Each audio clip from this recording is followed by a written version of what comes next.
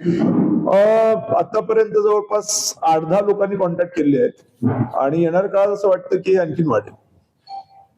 कोणासोबत युती वगैरे करणार आहे? ज्याही लोकांना हे आमचे मूळ मुद्दे आवडत असतील त्यांच्यासोबत आम्ही काम करायला तयार आहे. ज्याला प्रत्येकाला आपण म्हणतो की कॉमन मिनिमम प्रोग्राम, त्याला आपण या पॉलिटिकल भाषेमध्ये कॉमन मिनिमम प्रोग्राम असं म्हणतो.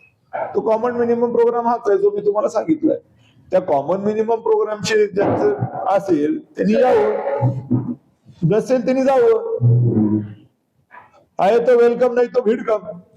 प्रभागात सगळीकडे तुमची उमेदवार वगैरे राहतील पॅनलमध्ये की काही महत्वाचे असं काही ठरले का? हे बघा, मी तुम्हाला स्पष्ट सांगतोय की हा विचार आहे.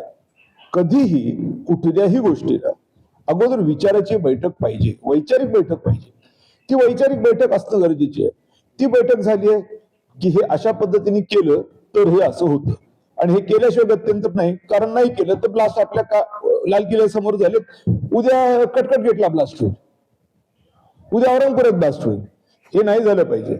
याच्यासाठी आपल्याला एकत्र यायचं आहे. काय मुद्दे आहेत आता सध्याचे? तर महानगरपालिका, ठीक आहे. मग महानगरपालिकेत काय मुद्दे आहेत? 1, 2, 3, 4, 5, 6, 7 या मुद्द्यांच्या अनुषंगाने आता कोण जमा होतंय हे आपल्याला बघावं लागेल.